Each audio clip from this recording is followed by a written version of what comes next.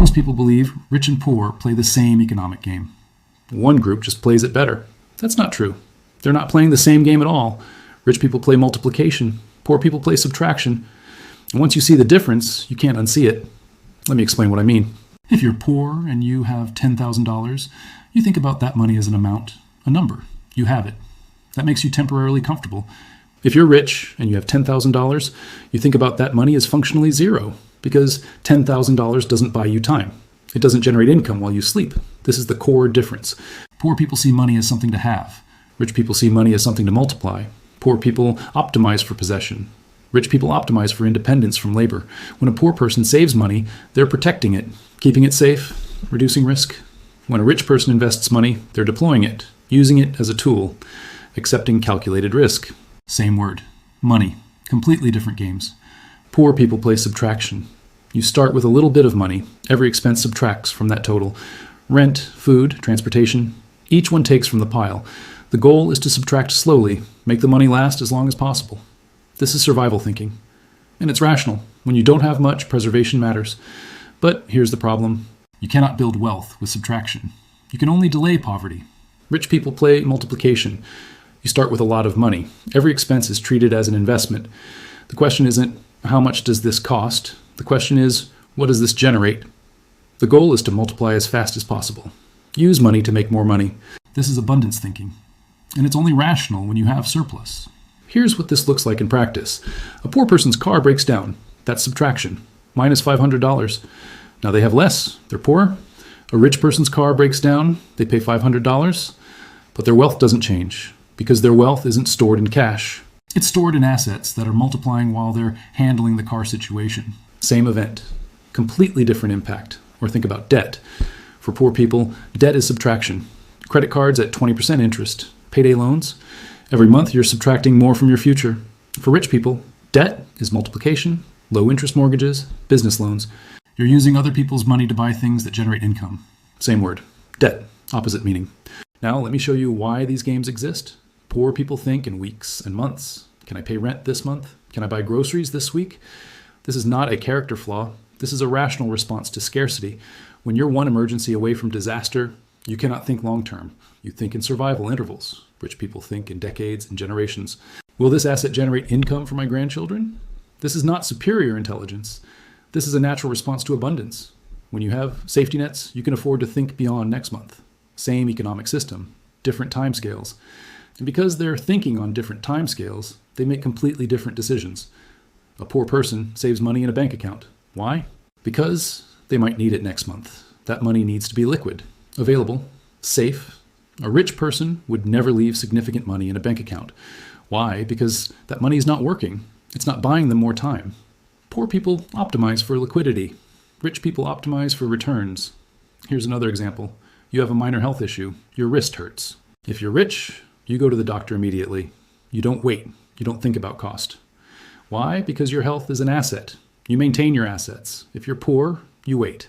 You see if it gets better. You hope you don't have to spend the money. Why? Because going to the doctor costs money. And every expense subtracts from your limited resources. We look at this and say poor people make bad health decisions. But they're not bad decisions. They're rational decisions, given the game they're playing. Sometimes waiting works. Sometimes it doesn't. Sometimes a minor problem becomes a major problem. But the poor person was still making the rational choice given their constraints. Now here's where it gets interesting. Most people confuse income with wealth. A doctor makes $300,000 a year. People look at that and think that doctor is rich. But rich people look at that same doctor and think that doctor is a high-income worker who is not wealthy. Here's why. The doctor makes $300,000. But they have to work to make that money. If the doctor stops working, the money stops. High income, not wealthy. Now compare that to someone who owns apartment buildings that generate $100,000 a year in rent. The landlord makes less than the doctor, but the landlord is wealthier. Why? Because the landlord doesn't have to work for that $100,000. The buildings generate money while the landlord sleeps. This is the key misunderstanding. Poor people optimize for income. Higher salary, better job, promotion, raise. Rich people optimize for equity and ownership, things that generate money without labor. Poor people save cash. Rich people buy assets. Poor people work for money. Rich people make money work for them. And when you tell a poor person they should invest, they don't really understand what that means. To them, investing means putting money somewhere they can't touch it. It feels like losing money. To a rich person, investing means buying something that will generate more money. It feels like planting seeds. Completely different mindset. The poor person sees an expense. The rich person sees an asset. Now let's talk about risk. Poor people think having a job is safe and starting a business is risky. Everyone knows this. Get a stable job, that's the safe path. Starting a business, you might lose everything. Rich people think the exact opposite. Rich people think depending on one income source is terrifying. Having only a job is dangerous. Having multiple income streams, that's safe. A poor person has a job that pays $50,000 a year. They're terrified of quitting. Why? Because if they quit, they have zero income. So they stay, even if they hate it, even if it's going nowhere. The alternative is no income. That feels risky. But a rich person looks at that same situation and thinks, you only have one income source. What if you get fired? What if the company goes bankrupt? What if you get sick? You're one bad event away from zero income. That's terrifying. Poor people optimize for stability and poverty. Steady paycheck, benefits, predictability. Even if it means staying poor, at least it's stable poverty. Rich people optimize for volatility with a safety net. They'll start businesses, make investments that might fail. Why? Because even if they fail, they have other income sources. They have assets. They have a safety net. This is why when rich people give advice, like just start a business or take risks, poor people think that's insane advice. For a poor person, taking a risk means potential homelessness. For a rich person, taking a risk means maybe this doesn't work out and I try something else.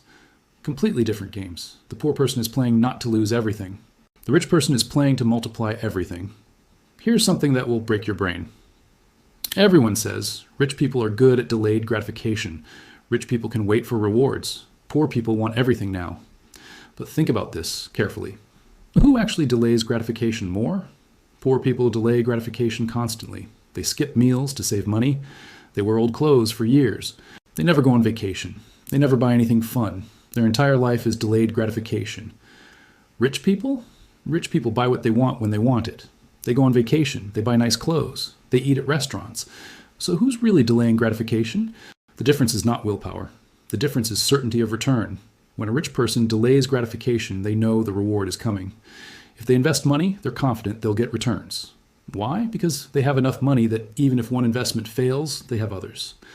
But when a poor person delays gratification, there's no guarantee of reward. If a poor person skips meals to save $100, they might save it, and then their car breaks down, and the $100 is gone. They sacrificed for nothing. So it's not that poor people are bad at delaying gratification. It's that poor people have learned through experience that delaying gratification often leads to no reward. So they're actually being rational when they don't delay gratification. Let me give you one more example that shows how different these games are. Housing. If you're rich and you buy a house, you probably bought it in a good neighborhood, good schools, low crime. Over time, that house appreciates. Maybe you bought it for $500,000. 10 years later, it's worth $800,000. You just made $300,000 by doing nothing, just by owning the house. And because you're rich, you probably have a low mortgage rate, 3 or 4%. Your monthly payments are manageable, and those mortgage payments are tax deductible. The government is subsidizing your wealth building. If you're poor, you probably can't afford to buy a house, so you rent. Every month you pay $1,500 in rent. That's $1,500 that's gone forever. You get nothing back. You're paying someone else's mortgage. You're building their wealth, not yours. Let's say you do manage to save enough for a down payment. Where can you afford to buy? Probably not in a good neighborhood. You're buying in a poor neighborhood, bad schools, high crime. House prices in poor neighborhoods, they don't go up. They stay flat or they go down. So even when poor people own houses, they don't build wealth the same way rich people do. Rich people use housing to get richer. Poor people use housing to survive. Same asset class, completely different outcomes. So here's what we've established. Poor people play subtraction. Rich people play multiplication. Poor people think in weeks. Rich people think in generations. Poor people optimize for income. Rich people optimize for assets. Poor people see risk as threat. Rich people see risk as tool. Poor people delay gratification with no certainty. Rich people delay gratification with safety nets. Now here's the part that's hard to accept. You cannot win a multiplication game using subtraction strategies. It's not possible. No amount of budgeting will turn subtraction into multiplication. No amount of saving will convert income into assets. No amount of delayed gratification will create certainty where there is none. The system is not broken. It's functioning exactly as designed. It's just not designed for everyone to win. Poor people are taught subtraction strategies because subtraction strategies create stable workers. Rich people are taught multiplication strategies because multiplication strategies create generational wealth. And the belief that everyone is playing the same game, that's what keeps the system stable. Because if poor people understood they were playing a different game with different rules, they wouldn't blame themselves for losing. They would question why there are two games in the first place. You are not failing at the game, you are winning at the wrong game, and realizing that is the first step to understanding how the system actually works.